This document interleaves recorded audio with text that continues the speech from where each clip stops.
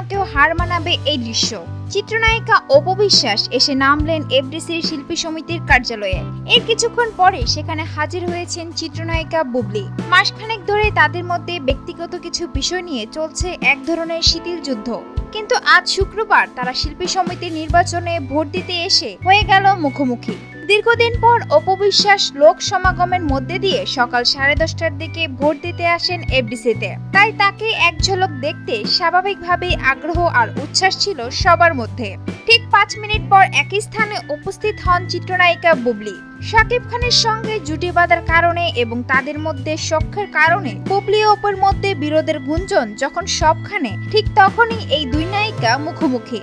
চিত্রনায়িকা অপু বিশ্বাস ও বুবলি শিল্পী সমিতির কার্যালয়ে এসে সবার সঙ্গে আলাদাভাবে কুশল বিনিময় করেন, কিন্তু একে অপরের সঙ্গে আলাপ করেননি, এমনকি চোখাচোখিও না। কুশল বিনিময় শেষে দুজনেই ঢুকেন ভোট দিতে। ভোট কেন্দ্রের ভিতর তারা দুজন একসঙ্গে ছিলেন প্রায় 10 মিনিট।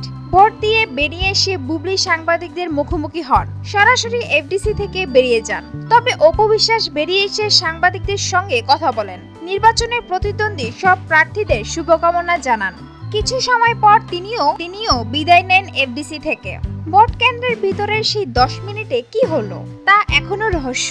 দুজন কি দুজনের সঙ্গে কথা বলেছিলেন, নাকি সেখানে তারা একে অপরকে এড়িয়ে গেলেন? ভেতরের খবর এখনো জানা বাকি।